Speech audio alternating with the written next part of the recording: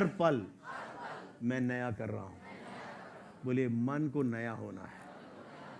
शरीर तो प्रभु ने चंगा कर दिया उसके कोड़े खाने से। बोलिए मन का नयापन मेरे विचार के अनुसार नहीं, जो मुझे भाता है वो नहीं, परमेश्वर का वचन मेरा स्टैंडर्ड है।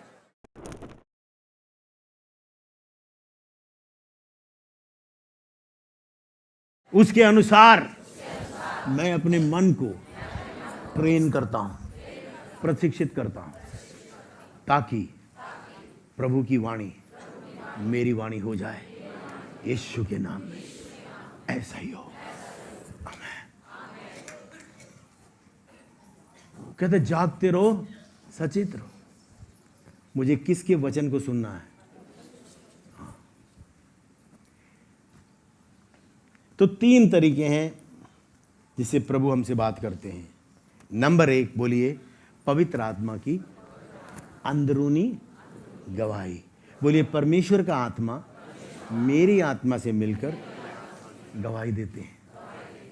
वो परमेश्वर की मनसा मेरे हृदय में, मेरे आत्मा में प्रकट करते हैं और मेरे आत्मा से मेरे मन में आता है और मुंह से मैं वही बोलता हूं जो परमेश्वर के वचन से मेल खाए। मेरी मर्जी नहीं, जो मुझे भाए वो नहीं, लेकिन उसकी इच्छा। बोलो परमेश्वर का वचन परमेश्वर की इच्छा है, वो मेरे लिए सर्वोपरि है। यीशु के नाम में ऐसा ही हो। रोमियो 8:16 जल्दी से पढ़िए। आत्मा आप ही हमारी आत्मा के साथ गवाही देता है कि हम परमेश्वर की संतान हैं। परमेश्वर का आत्मा आप ही हमारी आत्मा के साथ गवाही देता है क्या?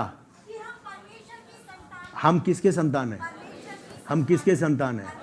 हम किसके संतान हैं? तो मेरे भीतर किसका लहू है? यीशु का लहू है। वो लहू पाप का नहीं है, वो गंदगी का नहीं है, वो यीशु का है। लेकिन मुझे मन को नया करना हूँ। मैं हमेशा मन को नया करता हूँ। जो मसीह में है वो क्या है? पुरानी बातें देखो सब कुछ। और 43 यशाया में घर जाके पढ़ लेना। 18-19 में क्या लिखा है? जल्दी अच्छा पढ़ दीजिए जल्दी से, वचन में ले आइए। यशाया 43, 18, 19।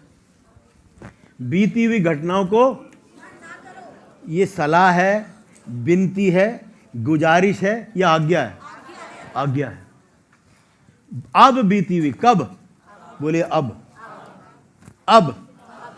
बीती हुई घटनाओं का स्मरण मत करो। कोई बता सकता है क्यों? अगर बीती हुई घटनाओं का स्मरण हमारे जीवन में होता रहेगा, हम उस गड्ढे से कभी नहीं निकलेंगे। बिना परिश्रम के उसी गड्ढे में डालने का सबसे सरल तरीका, इस पृथ्वी पर कार्य करने वाले दुष्टता का प्रभाव जो शरीर रहित है, वो क्या है? पुरानी बातों को मन में लाता रहेगा। उसने ऐसा किया, उसने ये बोला। बोले हे प्रभु यीशु, अब मैं बीती हुई घटनाओं का स्मरण ना करूं। मैं किसी भी गड्ढे में जो दुष्ट ने मेरे लिए बहेलिए के जाल के लिए लगाया है, मैं उसमें फंसूंगा नहीं। आपका अनुग्रह मेरे लिए काफ़ी है। प्रभु यीशु, मैं मिटा नहीं पाता हूँ, मैं बहुत सी बातें भुला नहीं पाता हूँ। मुझे आज अनुग्रह दीजिए, जैसे आपने बुलाया, जैसे आपने कहा, तेरे पापों को स्मरण नहीं करूँगा। बीती हुई घटनाओं का स्मरण मत करो, न प्राचीन काल की बातों पर क्या मन लगाओ। बीती हुई घटना का स्मरण क्या ना करो? स्मरण ना करो। लेकिन क्या लिखा है? प्राचीन कालों की। बोलो ये गलत है, ये मेरे से कट गया है। यशाया 43 का 25 जरा जल्दी देखिए। इसी का 25 जल्दी से जोर से पढ़िएगा, जोर से। मैं वही हूँ हाँ। जो अपने नाम के निमित्त तेरे अपराधों को अरे आपके वजह से क्षमा नहीं किया, अपने नाम के निमित्त। उसने अपने नाम के निमित्त उसने अपराधों को क्षमा किया। क्या किया है? अपराधों को मिटा देता हूँ और क्या? और तेरे पापों को स्मरण ना करूंगा। अगर वो मेरे पापों को स्मरण नहीं कर रहा तो मैं क्यों करूं? मैं दूसरों की गलतियों की क्यों स्मरण करूं?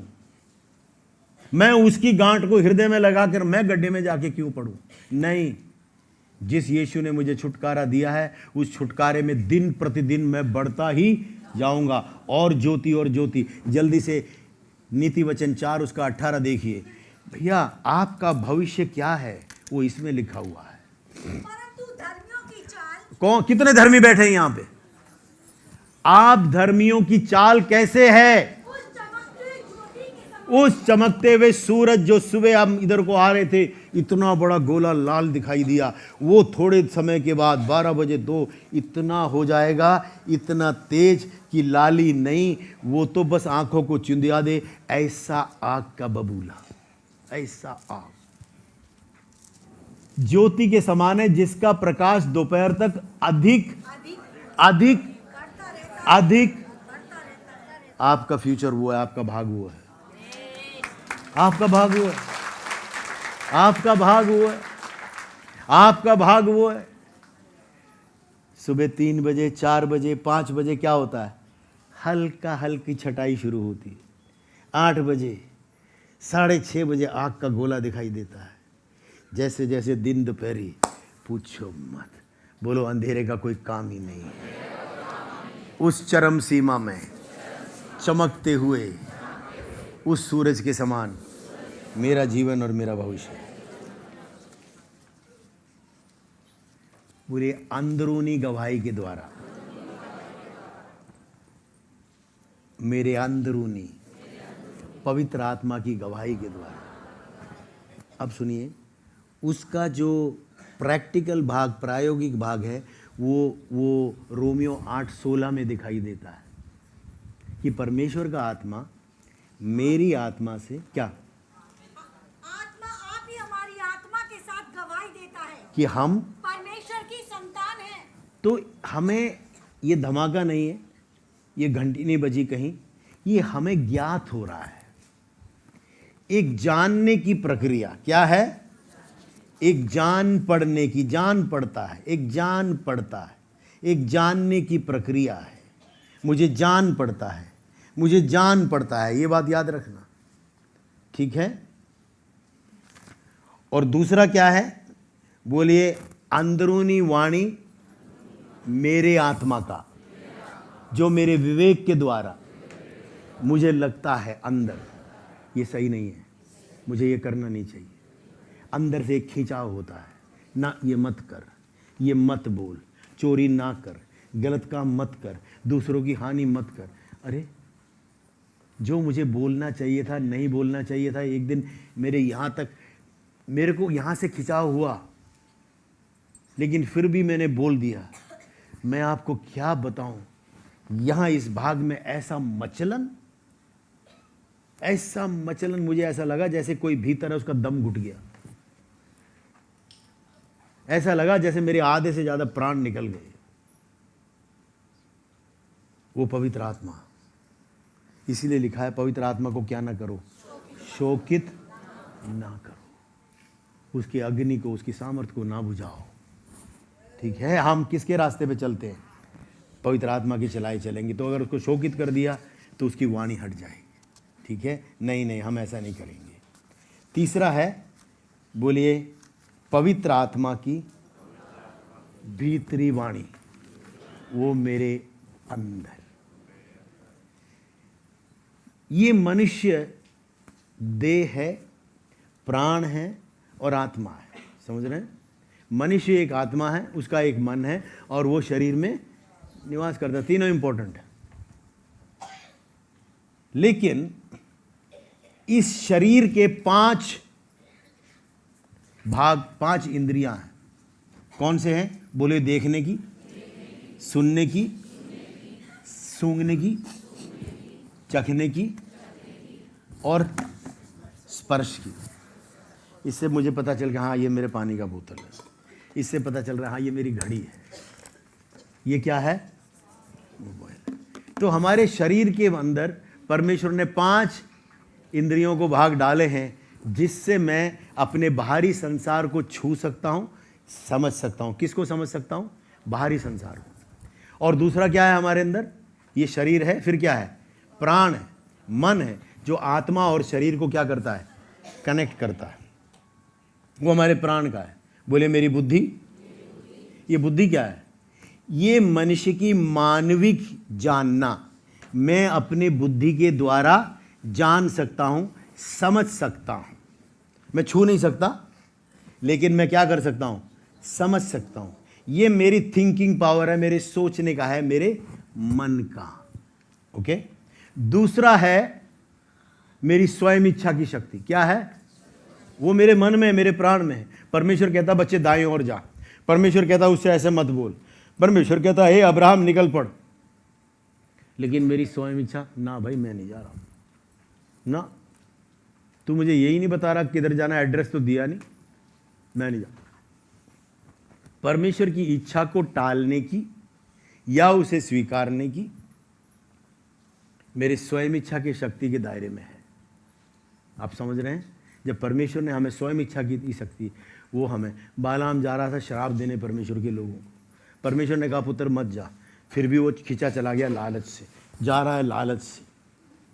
जिस खच्चर पर वो बैठा, परमेश्वर की दया देखो, पुराने नियम की बात, उसका खच्चर जा नहीं रहा, दीवार से मिलकर रगड़ खा रहा है। सच्ची घटना है, वचन के अंदर है। इतना मार रहा है। परमेश्वर ने वहां पर ना तो मनुष्य था समझाने के लिए, कोई नहीं, गधे का खच्चर का मुंह खुल गया। कहता तू मुझे क्यों मार रहा है? कहता इतने सालों से मैं तेरी सेवा कर रहा हूं, तू मुझे क्यों मार रहा है? क्या जानवर का मुंह आपको समझाने के लिए, आपके जान बचाने के लिए परमेश्वर खोल सकता है? बोलो खोल सकता है। बोलो जहां मनुष्य की वाणी, जहां मनुष्य का कान मनुष्य सुनने में बंद हो जाए, परमेश्वर अपनी करुणा में, घर की बिल्ली भी बोल सकती है। बोलो। वो कहता है सामने उतरी भी तलवार के साथ स्वर्गदूत दिखाई दे रहा है मुझे, तेरी आंखें अंधी हैं लेकिन मुझे दिख रहा है तलवार। मेरे प्रियजनों में क्या आपको बताऊं,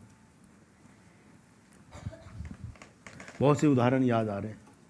मैंने विकट समस्याओं में, अनाज्ञाकारिता के बीच में, जब दूसरे को दुख देते हैं, उनके बीच में मैंने स्वर्गदूतों को उतरी हुई तलवार के साथ देखा, छत तक लगे हुए। वहाँ मेरे पैर कांपे हैं, वहाँ मेरे पैर कांपे हैं। मुझे पता है क्या होने वाला था।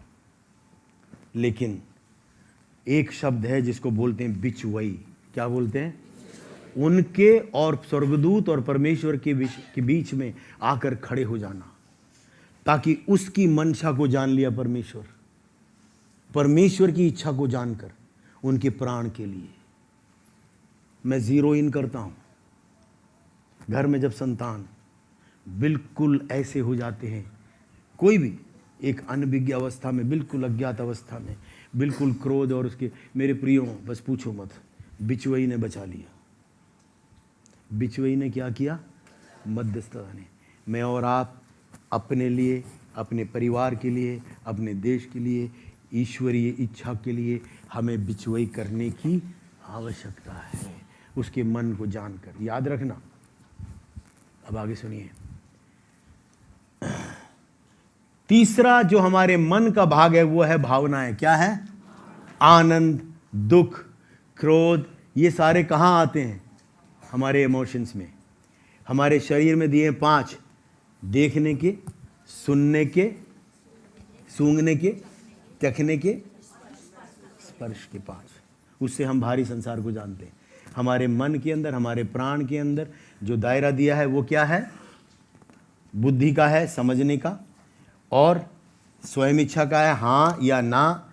अब्राहम ने अपने स्वयं इच्छा को किस चीज़ के लिए उपयोग किया? ईश्वरीय वचन को मानने में। जब उसके पुत्र के विषय में मांग पड़ी, क्या उसने क्या किया? हाँ बोला। उसकी इच्छा के आगे अपने आप को उसने समर्पित कर दिया कि प्रभु आपकी इच्छा सर्वोपरि है। कोई समझ रहे हैं मेरी बात को? ठीक है। और बाकी क्या है? भावनाएं। जितने भी घरों में, जितने भी परिवारों में, जितने भी बच्चे हैं, बालक बालिकाएं हैं, जानते हो जो रिश्ता उनके लिए सही नहीं था, जो रिश्ता उनके लिए हानिकारक था, एक रिश्ते से जो उनका परिवार का तहस नहस हो जाए, उस परिवार के अंदर एक तरह से एक दूसरे को काट खाने के लिए लालच में और गंदगी के अंदर फंसे हुए, उस विषय के अंदर फंसकर परिवारों को नाश करने की क्रियाएं जो माता पिता समझाते हैं, सब समझाते हैं, लेकिन वो उन रिश्तों में पड़ जाते हैं और उनके खास मित्र भी कह रहे हैं भैया ये सही नहीं है। जानते हो क्यों? भावना के अंदर ये जो बाहरी मन का विषय है उससे नियंत्रित होकर अपनी इच्छा शक्ति को कहने के विरोध में हाँ में लाकर अपनी स्वयं इच्छा को उसमें हाँ भर देते हैं। क्या हुआ? भावनाओं की बाहरी प्रक्रिया के द्वारा स्वयं इच्छा को आपके हानि के लिए चुन लिया और उस दिशा में आगे बढ़े, आज फल भुगतते हैं वो भावनाओं के द्वारा। इसलिए क्या करना है? आत्मा को अपने प्राण के ऊपर नियंत्रित होने दें।